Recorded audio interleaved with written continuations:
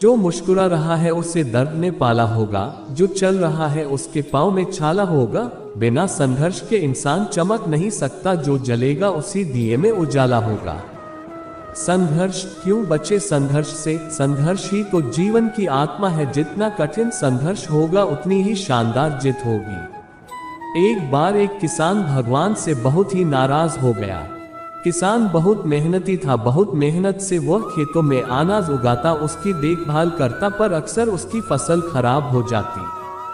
कभी सूखा पड़ जाता, कभी बाढ़ आ जाती, कभी तेज धूप, कभी आंधी, कोई न कोई कारण बन ही जाता कि उसकी फसल खराब हो जाती। एक दिन वह किसान गुस्से में आसमान की ओर देखकर भगवान से कहा, हे ईश्वर, आपको लोग सर्वज्ञता मानते हैं कि आप सब जानते हैं, कहते हैं कि आपके इच्छा के बिना एक भी पत्ता नहीं हिलता, पर मुझे तो लगता है कि आप छोटी सी छोटी बात भी नहीं जानते।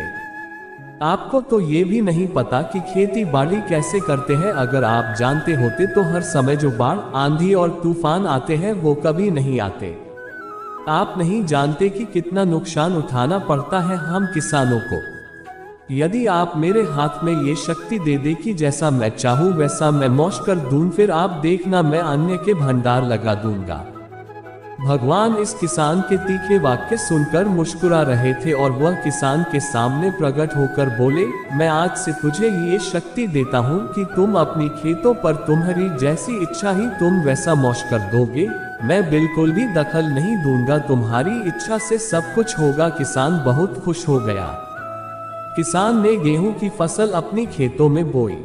जब उसे लगा कि खेतों को धूप चाहिए तो खेतों को धूप मिले, जब पानी बरसना चाहिए तभी पानी बरसा। आंधी, तूफान, बाढ़ कुछ भी उसने अपने खेतों पर आने नहीं दिया। किसान के खेत में इस वर्ष ऐसी फसल हुई जैसी कभी नहीं हुई थी। हरी भरी लहलहाती फसल। मन ही मन वह बहुत खुश हो गया और सोचने लगा, अब सबूत के साथ दिखाऊंगा भगवान को कि इसे कहते हैं शक्ति का सही उपयोग। मेरी सफलता देखकर उन्हें अपने नियम जरूर बदलने पड़ेंगे।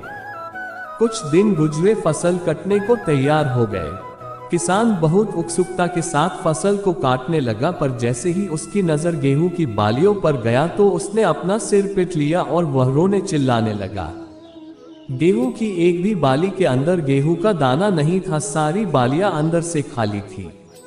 किसान बहुत दुखी हो गया। उसने भगवान को रोते हुए फिर पुकारा, हे प्रभु, तुमने ये मेरे साथ क्या किया? क्या तुमने मुझे कोई सजा दी? भगवान बोले, पुत्र, ये तो होना ही था। तुमने पौधों को संघर्ष करने का मौका ही कहाँ दिया? ना तो तुमने उन्हें आंधियों से जूझने दिया, ना तेज बारिश से सहने दिया और ना ही धूप में तपने दिया। एक भी चुनौती का सामना तुमने उन्हें नहीं करने दिया, इसीलिए सारे पौधे अंदर से खोखले रह गए। जब आंधी, तूफान, तेज बारिश और धूप पड़ती है तभी ये पौधा अपने अस्तित्व को बचाने के लिए संघर्ष करते हैं, और इसी संघर्ष से एक बल पैदा होता है जिसमें शक्ति होती है, ऊर्जा होती है। और यही ऊर्जा पूर्ति तेरे गेहूं के दानों की तरह जो नहीं फूटी, तूने उन्हें कठिन परिस्थितियों से गुजरने ही नहीं दिया जहां उनके अस्तित्व का जन्म होता।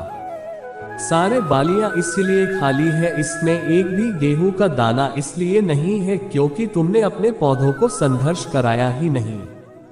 याद रखिए, स्वर्ण में सवर्णीय आभा तभी आती है जब वह आग में तपने, गलने और हथौड़े से पीटने जैसे संघर्षों से गुजरता है।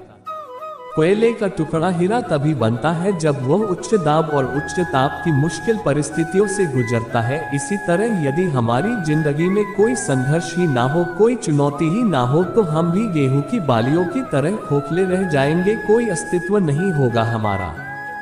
विपरीत परिस्थितियां, चुनौतियां, समस्याएं हमें और अधिक निखारती है। यदि जीवन में कठिन परिस्थितियां और चुनौतियां आए तो घबराना मत, बल्कि सामना करना। विश्वास करना कि आप और अधिक निखर जाओगे और अधिक मजबूत बन जाओगे। किसी ने कितना सही कहा है, जिंदगी जीना आसान नहीं होता, बिना संघर्ष कोई महान नहीं होता। जब तक ना पड़े हथौड़े की चोट तब तक पत्थर भी भगवान नहीं होता।